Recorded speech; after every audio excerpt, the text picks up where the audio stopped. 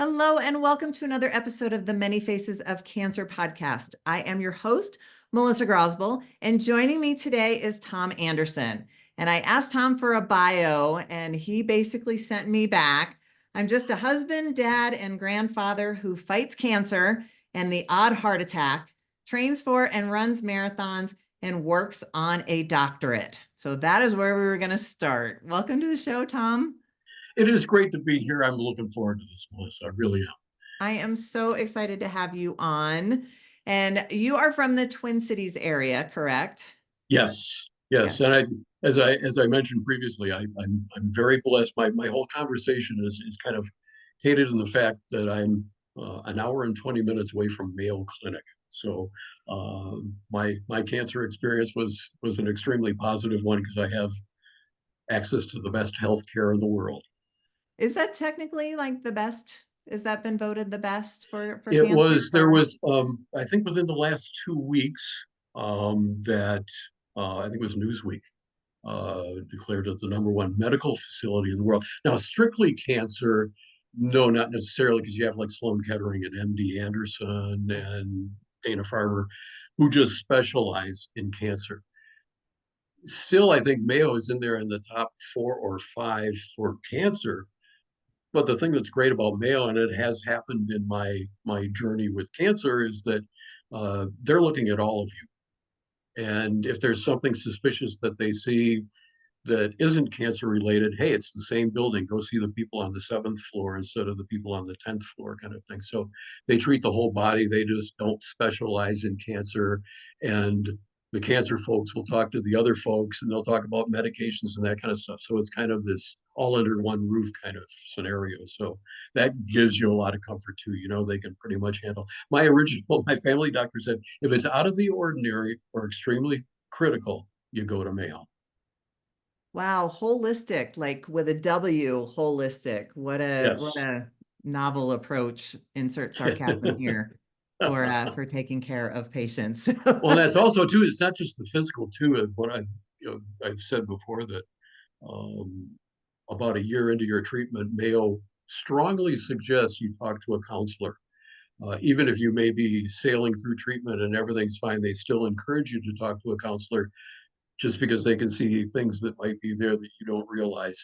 And that's it's mind and body. And again, it's all under one roof. And there's just I walk through the halls there now. I go every 3 months for scans and blood work and consultation. And you walk through the halls and it's like, oh, I'm back home. Well, and I've talked to several people about this, and I even did a solo episode about what I call like in a way survivorship, but this hardship that people face when they get to the end of active treatment, because you're just got all these doctor's appointments and people taking care of you, and you know where you're going and you know what you're doing like through all of active treatment, and then it's like, okay, bang the gong, you're done, bye-bye.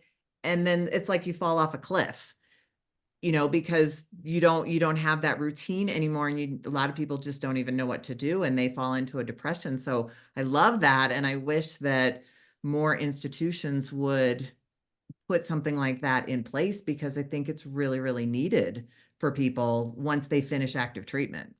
Well, and that's Mayo is also, I won't say brutally honest, but they are critically honest with their patients. I will never be told that I'm cancer free because it is Mayo's philosophy is that no matter how great the technology is, with scanning and MRIs and CTs and all that kind of stuff, there could still be that microscopic cancer lurking there somewhere. So the best I will ever be is no evidence of disease, which I am right now. And I will be scanned in blood for every 3 months, probably for another year or so, and then I'll go to 6 months and then a year, kind of in a check in and see my old friends at Mayo. But I think that's they used to be right sitting in the front seat next to me, and now they're in the back seat. I see them on occasion, but I will. I guess my answer to that whole thing is I will never lose that memory of dealing with those people there, They especially the become like your chemo. family. Well, the greatest people in the world, no offense, Melissa, and to anybody else, but the greatest people on this planet are chemo nurses, Mhm. because what they do is extremely tough. And at Mayo, especially, they all have smiles on their faces. And you ask them, "Don't you really want to do something else?" "Nope, I love it here." They've got a chemo nurse that's been there for 40 years, Wow. and she's always been a chemo nurse. So, that's the kind of people. And the thing that always amazed me about Mayo is you'll go see somebody new and they look at your medical record, but they also know your story.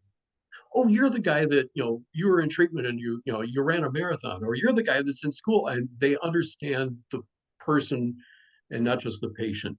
And somebody early on into my treatment of cancer told me there's a difference between treatment and care. And anybody can give you treatment, but you got to go to the place where you get treatment and care. And that's, I found the right place for me at least. Well, and that may be part of why they're the number one medical institution in the world, not just for their treatment, but also for their care. Well, and two, an amazing research facility. And you look back on things that have been cured, or vaccines that have been created, or whatever, and a lot of that work has been done at Mayo. That's what they do. That's awesome. And you go to an emergency room at Mayo, and there's a big sign on the wall: is "If you can't afford your treatment today, we'll pay for it." Wow, I didn't know They are that. they're a nonprofit, and they do all that great research and have best facilities in the world. And still, if you can't afford, and they'll also, just for everybody, they carry you interest free. Just pay your $30 a month or whatever, and it's all interest free. They're not there to make money off their patients. They're there to treat the patients. Funny Well, that's concept, isn't that's that's a whole it? rabbit hole that we could go down for about four Yeah, hours about absolutely. for profit versus nonprofit in the Yeah. healthcare field. So now that we've really dived in, take us back. Was it 2020? I believe that you were first diagnosed Yes. Um, during COVID. During COVID, about 6 months into COVID. And Yay. if I had any ability as a home improvement person, I don't want to imagine what would have happened. But I fell during a home improvement project, cut my head, and went to a emergency clinic uh, in town. And fortunately, the doctor, who probably was the first of many to save my life, said, "Just to be on the safe side, because it's a head injury, I want to take a head and neck CT scan, just to make sure there isn't any, you know, collateral damage." And it was the first time. It was the first time I had ever heard the word subdural hematoma mentioned live and in person, and not on some medical show. But the neck CT caught the top part of my lung, and there was a lung nodule there. And I had no idea what a lung nodule was. And she explained, well, about 80% of the time they're not a problem. I said, "Well, what about the 20%?" She said, "Well, that's when they can be a little pesky," which, which was, I don't know if that's a new medical term or not, but she I called it like pesky. it. I said, "Define pesky for me." And she said, "Well, they could be cancerous." So it all kind of started from there. And it ended up that I did. I actually had the tumor was actually stage 2, but my lung cancer had metastasized into my lymphatic system. And as soon as cancer moves and as soon as it metastasizes, you immediately go from whatever stage to stage 4, because cancer starts moving. That's not a good sign. So, uh, So you had my no symptoms. You had no breathing issues, no coughing, no no, no neck no, pain, because no nothing. that nodule is still there.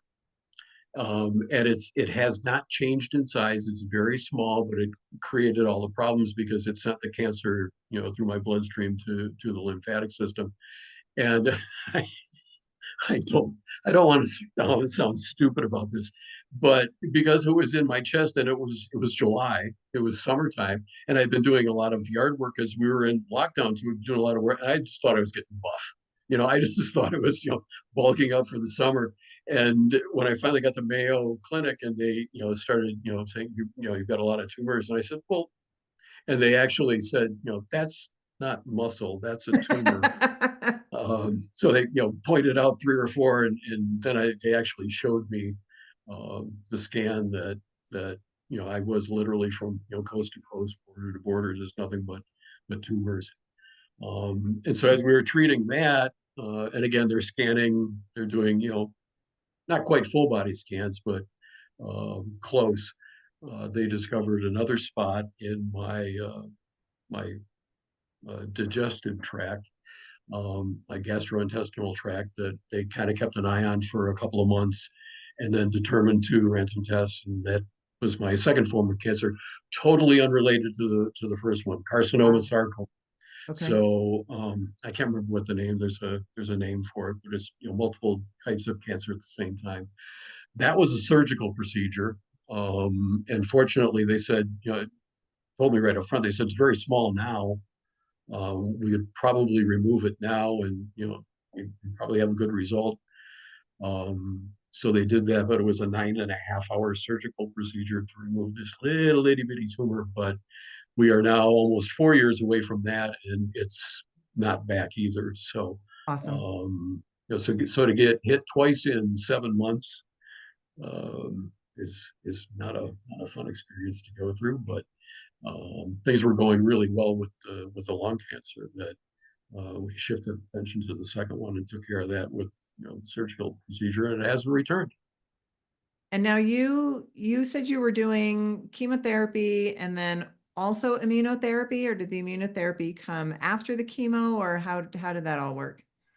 There is, without getting too technical about it, there is a chemical, kind of a protein-like substance that certain forms of cancer produce, that coats your cells, that coats your cancer cells. And what it does is it prevents your T cells in your immune system from latching onto those cells and carting them off and Gotcha. getting rid of them. So the drug that I got, the immunotherapy drug, is called Keytruda. They even do TV commercials for Keytruda, Okay. but they also do it simultaneously with two other types of chemotherapy that are designed to work with Keytruda. So the way that it was explained to me is sort of like slow acting chemotherapy, because they want the Keytruda to get in, and what Keytruda does is it dissolves that protein. It Okay. does absolutely nothing with the tumors other than it dissolves that protein, and then the T cells can come along and cart them off, but also with the aid of the chemotherapy initially, that can eliminate some as well. So uh, by the time we were 3 months into it, cells were already disappearing. And can't really say was it the chemotherapy or was it the T cells. But the idea behind immunotherapy is that your immune system plays a major part in eliminating the cancer cells, which it should be doing, but mine were. They call it checkpoint inhibited positive cancer. So that checkpoint is where it makes that contact and carts them off. So initially, yes, I had three drugs. My cocktail was three components. It was one of the immunotherapy, and then two different chemotherapies.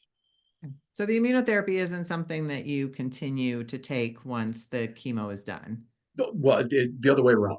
They stopped the chemo first. I had an issue with a kidney stone that they thought was going to potentially be. So they wanted to take care of that. Well, you can't have surgery and be having chemo. It's not a good idea. So they stopped the chemo for that, and said, well, let's just wait off in the chemo until your next scan and see how things are going. They did the next scan and things were going along fine. They said, we don't need the chemo anymore. So I continued the regimen for immunotherapy for Keytruda, particularly for my form of cancer, is generally 2 years. Okay. But because I had been off chemo for so long, they went an additional year. So I was on just Keytruda alone every 3 months for 3 years, Okay. and just precautionary. Right. So it stopped chemo early on, and just went with Keytruda, and it did its job. Yay. And Yes, NED for the last yes, 4 years yes. or whenever your cancer was done being treated. Well, it also took me a while too. That getting a needle stuck in you is not the most pleasant experience. And I don't know about other clinics, but Mayo allows their nurses to try twice to insert a needle for treatment. And if they don't get it on the second try, they have to hand it off to another nurse. Um, I was on my fourth nurse on one of my last attempts, and she finally got it. But they said maybe it's time you consider getting a port. So I did get a port, and I named my port Ned, and he's still with me, just in case. But it's just a whole lot easier when you're going for blood work or scans and that kind of stuff. Just it's like an Indy 500 pit stop. They access it really quick and take out blood, put in fluids. It's works great. But I wish I would have done that a lot sooner. That's for Well, sure. I'm a Formula One fan myself, so I'm going to call it a Formula One pit stop. Well, the Formula One pit stops are a whole lot faster than an Indy pit. That is very true. They don't have to do any fluids during those. No, I don't understand how they do that in like 1.2 seconds. They're disappointed when it's like 1.4 seconds. I know it's amazing. I think they just practice. Like Oh, that's all that they do is do pit stops over and over and over again. All right, so talk to us a little bit about like, this is huge. You have run the Chicago Marathon twice. And yes. like for Uh, those who don't know, it's let's yes, see if we can the get marathon there. is You 26 miles. That is point two, insane. point two. Don't forget the point 26.2, two. excuse me. And you did the first one while you were in active treatment. So talk to us about that. I, Were you training before you were diagnosed, or did you start after you were diagnosed? Because it's a lot of training too. I did both of them while I was in treatment. I have to tell you a Wow. really quick story about point two.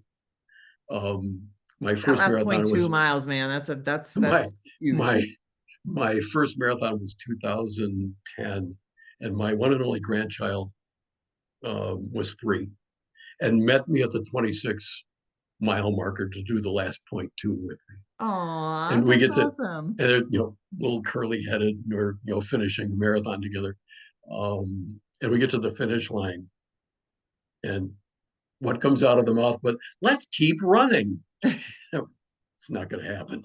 It's, Go ahead, you did have fun. you did the point two. I did the 26.2.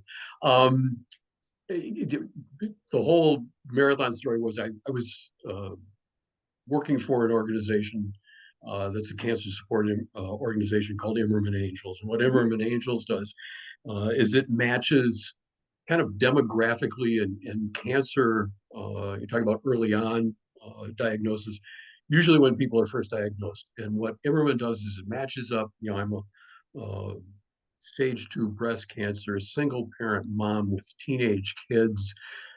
They'll match that up with someone who has had that exact same experience. And it's just absolutely amazing work because you've got that person that you could ask all those questions that you aren't going to ask your doctor about. And you don't have anybody in the family that you can ask about. So they become your mentor. So I had begun working with them early on into my treatment. And I was looking at something on their website one day and stumbled across the fact that they have a charity team for the Chicago Marathon. They also have one for Berlin, various in New York, but they're headquartered in Chicago and they make Chicago a very big deal. And I looked at that and I was at that point, that was January of 22. So I was a little bit over a year into treatment, still in treatment. And I yelled out to my wife, who was in another room. I said, "Hey, Emmerman's got a charity team for the Chicago Marathon." And she walked into the room and said, "Go ahead and sign up because I know you're going to do it anyway." Um, she knows me very well. So I did. And when you're doing a charity, and by the way, the Chicago Marathon, do a little commercial for them. It's a world marathon major. There's only 6 of those in the world. So if you do Chicago, you're doing a biggie. That's one of the biggies in the world. But the wonderful thing that Chicago Marathon does is it sets aside 10,000 entries every year for charity runners. And those charities are just all over. You name a charity, Melissa, they've got a team in the Chicago Marathon. But those charities, those runners raise on average about $30 million for that one event. Wow. And goes right back, all of it goes back to their charity. And single largest fundraising event in the state of Illinois. But anyway, I signed up for it. And yeah, you're right. It's the training part that non-marathon people don't really understand. Um, Chicago is the second Sunday in October, and training would start usually the week of or the week after Memorial Day. So you literally give up your summer training, and it's something every day. You might get a day off one day off a week, but you're doing something every day. And that something toward the end of it can be, okay, so your training run today is going to be 22 miles. Right. Uh, your training run is going to be 20 miles. Yeah, that's like 4 or 5 hours if you're slow. It's, for some of us, it's more than that. But I will also tell you this: as a charity runner, they cut you a lot of slack, and they appreciate the people being there. But um, so you're doing all of that training, and I'm in treatment. And I asked before I fully committed. I asked my medical team. I said, "Hey, I'm thinking of doing this," and they said, "Well, your treatment's going really well, and we're not going to tell you if you can or can't do it. You're going to tell if you can do it or not, and you're going to find out in training." And I found out in training that things were fine. So I did the 2022 Chicago Marathon. That was my first, and it was just absolutely amazing experience. Um, 1.5 million spectators. And I found out early on, it sounds kind of hokey, but I found out early on, you put your name on your shirt, and there's nothing like you get to about mile 20, and people are just, yelling your name, go Tom, go. I have no idea, but that's the best adrenaline in the world. Um, so I finished that and almost immediately said I'd be back in 2023. And in 2023, I was in for my regular treatment on Wednesday. My wife and I got on the train on Thursday to go to Chicago. Got to Chicago Thursday night. We went to the expo on Friday and picked up all of our gear. She and I ran the Chicago 5K on Saturday morning, and I did the marathon on Sunday. Oh my gosh, that's insane. No, it was a whole lot of fun, actually. It was Like, just, it was, because it, 26.2 isn't enough. You got to add another 3.1 onto it the day right. before. Yeah, well, and that way we had a lot of fun because she, said, I'm never going to run a marathon. So I said, well, it's more, a lot of it was on the same course. This is so you kind of get a flavor of it. You don't have to subject yourself to that additional 23.1 miles, right? But the odd thing was in 2023, we all have to wear, a shirt for the charity, which is so you got a little uniform, and everybody on the team wears one. And I always made it a point when I would see one of my other teammates, pat him on the back and make a comment. I was about 16, and all I wanted to do in 2023 was to beat 2022 by a minute. I didn't care if it was 30 seconds. I wanted to do better than the last time. And I was about mile 16, and I'm like way ahead of that. I am doing just absolutely fantastic. And I look up ahead and I see one of our jerseys, and it's a woman who's walking. And so I caught up to her and I, slowed down, started walking with her, and we started talking. And the next thing I knew, we were crossing the finish line. Wow. She's also a two-time cancer survivor. She was in on the clinical trial of Keytruda. So she was the clinical trial for the drug that actually saved me. So we had a few things to talk about. I just absolutely had a ball.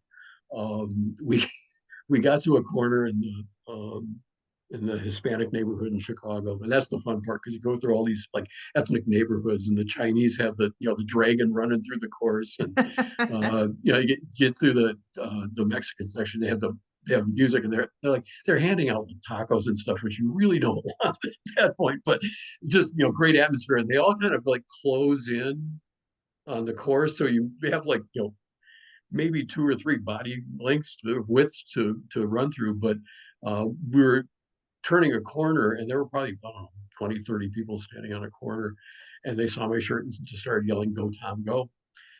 And she said, "I feel like I'm running with a rock star here." I said, "I just put my name on my shirt. That's all there was to it. It wasn't a big deal." But I mean, that it was such a fantastic experience that um, when I finished, the manager of the team who works for everyone full time. They greet you at the door. They've got a ballroom and they make a big announcement, finishing his second marathon.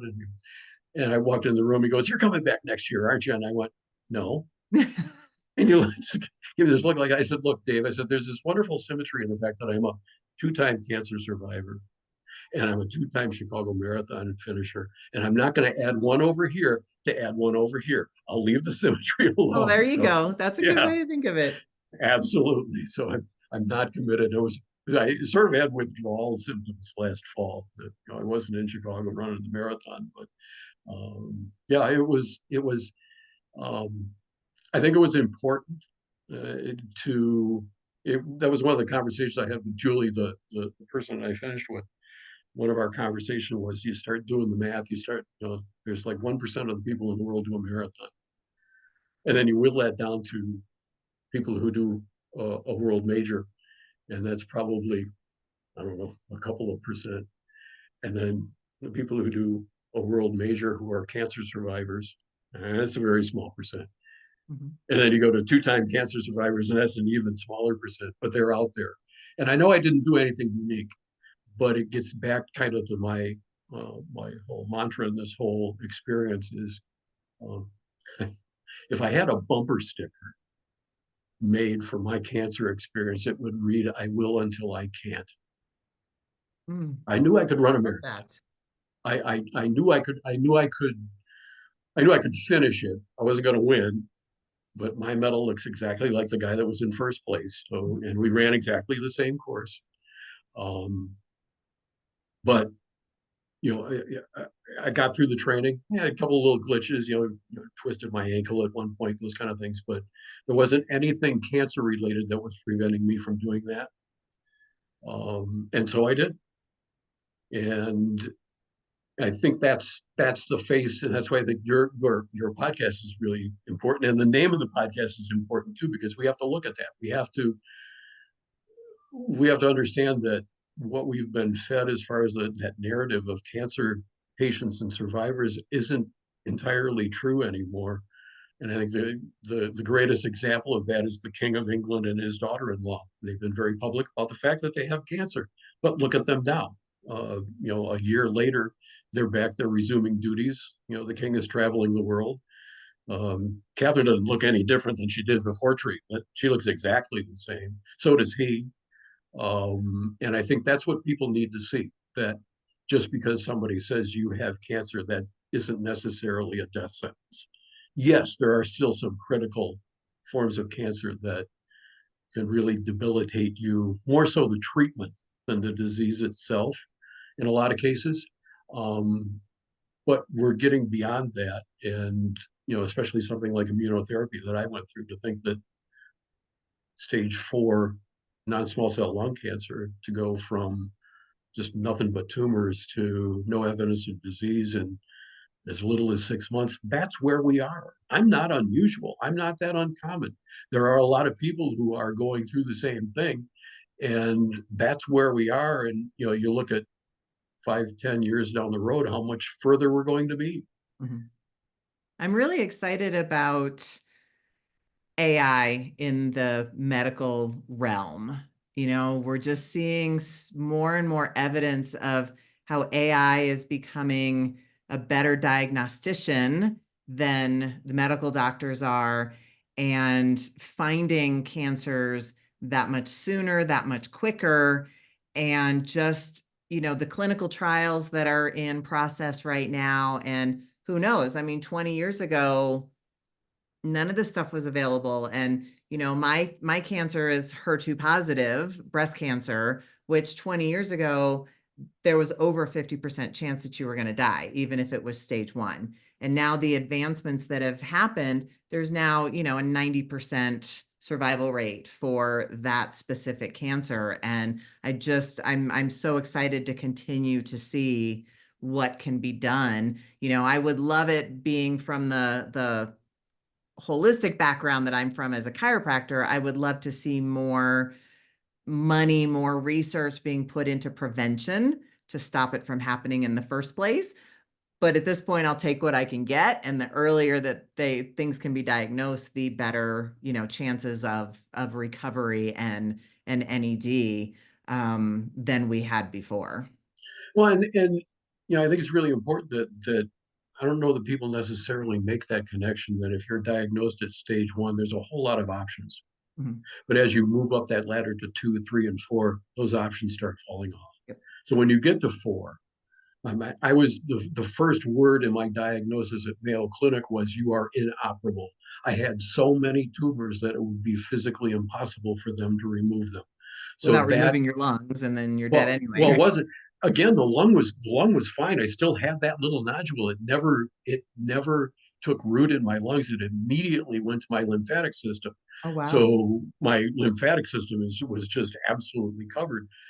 But you know, at that point, if it's inoperable, if there's so many tumors they can't remove them, okay, so that eliminates a whole bunch of options. So now you've got, you know, unfortunately for me, that protein that covers the cancer cells that my particular form of cancer produces is called PDL1, and they as part of the biopsy they can tell how many of your cells are coated with PDL1.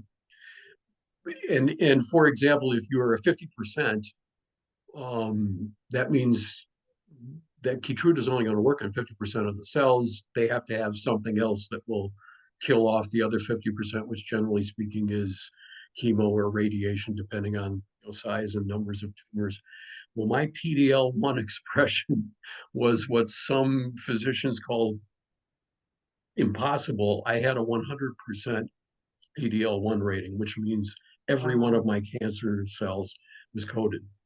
And at that time, when I was diagnosed, Mayo was treating about 250,000 cancer patients, and there were exactly two that had 100% expression. So it was extremely rare. I was extremely lucky. And I was also extremely lucky that the people at Merck had worked on, you know, this idea of developing a drug that would neutralize PDL1, and it worked in my immune system. But you also have to keep in mind, too, my immune system was killing cancer at the same time as COVID. So I was like, you talk about being at risk. I was at risk times two because my immune system was busy killing cancer. It wasn't really watching if, you know, some other foreign substance got in there. If I had gotten COVID then, it probably would have been a real interesting experience. As, you know, unfortunately, I didn't. I behaved myself. And, divine intervention. Was it Yes, your time? yes, that's just, you know, but you know, I'm sort of like, you know, like many faces, I'm the face of, you know, what's the possibility with immunotherapy. And there's like six different forms of immunotherapy. Like I said, mine's that checkpoint inhibitive positive.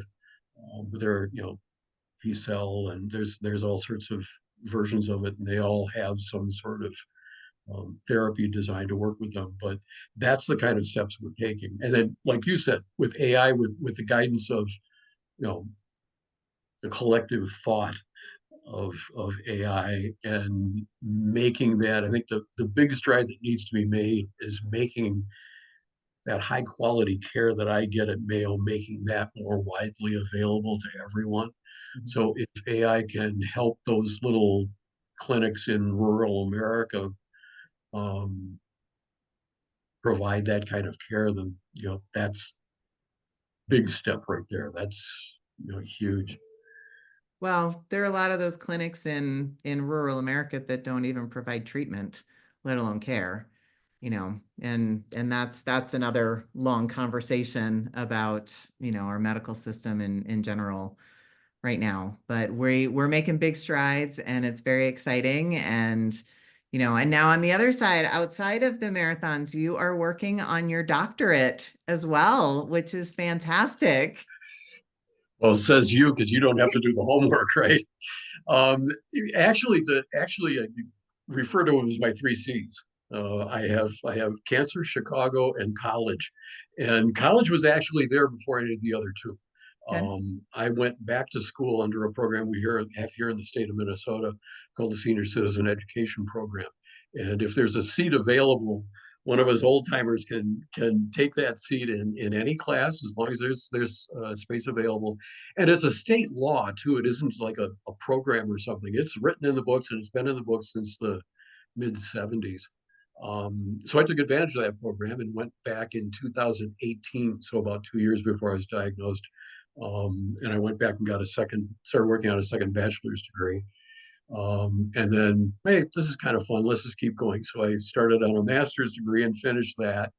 And I'm now working on a doctorate, but I go back to my three C's, and they also have a two component because I had cancer twice. I've run the Chicago Marathon twice, and I finished two college degrees since I've been diagnosed. So yeah, I Melissa, I call it my sort of savior of keeping my mind off cancer. I call it my purposeful distraction. That if I hadn't had homework to do, I don't know what that thought process would have allowed me that time to sit around and think about my condition and woe is me.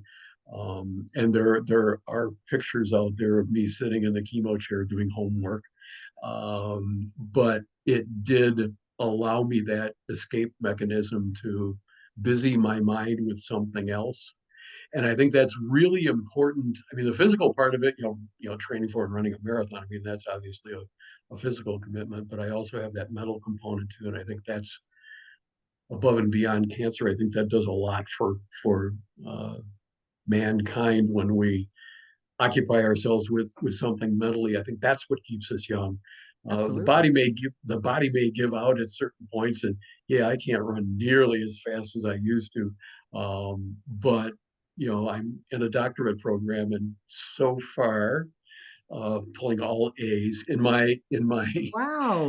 in my since 2018, and all the classes I've taken to finish a second bachelor's and to complete a master's, and now a year into doctoral work, I've gotten one B. Which, if you listen very carefully, every high school teacher I ever had is now slowly spinning in their grave, thinking that that guy's getting all A's. But again, it's something to focus on and not sit around and think about, what might have been or how's that treatment going and what if, and playing those games. I've got again that purposeful distraction of keeping my mind on something else. And Plus, you're boy, do we keeping your ever. mind young by continuing to learn. I Well, yeah, and it was really interesting to work on the bachelor's degree since I was quite literally 50 years older than some of my classmates. It was a very interesting experience, and there's kind of this dichotomy of some of them were just like, well, and then there were others that just thought it so fascinating, and I wish my grandpa would go to school. That'd be fun if my and there again, I've got my one grandchild who will be starting college for the first time this fall, and that's something we have been known to sit and do homework together. oh my gosh, I Uh, love that. so, and it's as I get referred to, you're the one that can answer the college questions. As a matter of fact, we were just down on campus. I had to pick something up. We were just down on campus yesterday. The two of us went down. So it's um, part of what has kept me going through all of this. Besides the fact that treatment was very, very positive. I don't know about you, but I never threw up once. As a matter of fact, I had to stop the anti-nausea medication because it was making me nauseous. Um, but I never got Oh, sick. so typical. I never lost any hair. Um, I'd get tired a day or two after, but I also was in my late 60s. Mhm. So, old guys are entitled to a nap every now and then, aren't they? But to go through that treatment, and the best thing that came out of it was my family. Everybody always asks, "Oh, do you have caregivers?" And all kinds of- my family, the best thing they ever did for me was they just let me be me. They didn't treat me any differently than they did before the diagnosis. They just sort of read me, and I'd say, I'm going to go mow the lawn, and they say, okay, wouldn't say, oh, do you really think you should, and those kind of things. And that helped tremendously, because I didn't get that, you know, fake Yeah. fake sympathy kind of thing. Yeah. That that was a tremendous help. They just kept treating me like I always had, and it also too. I know you had a daughter your daughter to see you go through that experience, and my grandchild and my kids to see me go through the experience and think, well, wait a minute, he's got cancer and he's, mowing the lawn and shoveling snow and running marathons. So maybe that cancer thing isn't as scary as is portrayed by some. And that can still be for certain types of cancer. Absolutely. But I think early diagnosis, me, immunotherapy, those are the directions we're going in. And early diagnosis is just absolutely huge.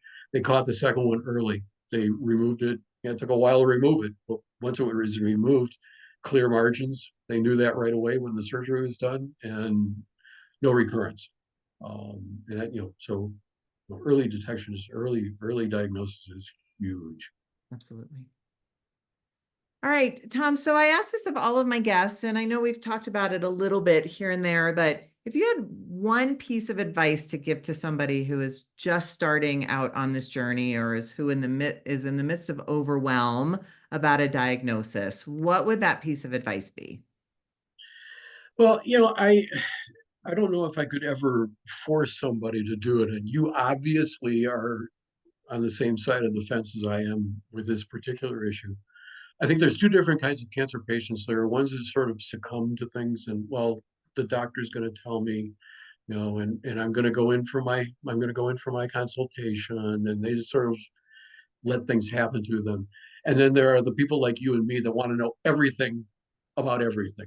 We want to know, her to, I want to know about PDL1. I want to, and that's when I think the internet can be a source for good because I'm not being treated at Memorial Sloan Kettering, but by God, I can access their database and I can read the papers that they've done about PDL1 and about immunotherapy. And I think that's the one thing. Find out as much as you can and ask as many questions as you can. And if you've got if you've got a medical facility that seems kind of hesitant to answer your questions, I can't imagine that. I mean, I bailed out of the place up here because, I didn't quite like the idea. Actually, what drove me away from them was they just didn't seem to be in a hurry. Mm. They called me on a Wednesday to say my biopsy, which I said was the next critical step. They called me on a Wednesday and told me that my biopsy was scheduled for 2 weeks from that coming Friday. And just to give you an idea, I hung up the phone and I said to my wife, I'm calling Mayo. And she said, well, I was wondering how long it was going to take you to do that. And so I called Mayo on Wednesday. They pushed my records from here down to Rochester on Thursday. Mayo called me back on Friday to set up an appointment for Monday or Tuesday. I went in on Tuesday and I had my biopsy the very next day. Wow. So not only are they good, they're quick. Yeah. And that would be kind of find out as much as you give you sort of a two-part response to your question. Yeah. Find out as much as you can and get the best care that you have available to you. And don't be afraid to say no to some sort of medical facility because you can shop your care. And Absolutely. cancer is one of those things that you really need to shop. You have to have the best team available. You have to have the all-stars. And if Right. there's all-stars available to you, take advantage of them. And there also, too, are programs where if you can't, for example, afford travel to, there are some medical facilities that'll cover part of that expense for you. Mayo being one of them. Mayo has programs that, I mean, you walk through the halls, you hear every language in the world and drive through the parking structure and see license plates from everywhere in the world. So, um, but I would say that learn as much as you can and be an active patient. Don't just take what they say, ask a lot of questions, find out as much as you can, ask them where you can find out information. Um, and, just be knowledgeable. Cancer is too serious to not be fully informed. Right. And the other one too is I'll go back to my bumper sticker and don't, I will until I can. I love that. Don't, I wrote that down. That's fantastic. don't, don't, don't say, well, I won't do that because I'm a cancer patient. If you want to, if you want to go for a walk, if you want to walk the dog, if you want to mow the lawn and you think you can, do it. I may have gotten a little extreme running a couple of marathons, but be that as it may, I survived the But you process. could. So you did. Yes, There you I go. did. Absolutely. Back to the bumper sticker. All right, Tom, thank you so much for this conversation today. This was so much fun. It has been wonderful getting to know you, and I'm so happy for you being, almost 5 years NED and continued health and success to you and Well, with your doctorate. yep. Thank you. And what you're doing is really important, Melissa. So keep it up. I think people need to see all those faces, especially things like you and I have gone through in our stories that um, doesn't have to be the scary thing that it used to be a number of years ago. Right. Thank you so much. I appreciate that. All right. Have a Thank you. wonderful rest of your day. You too. Thank you. Bye-bye.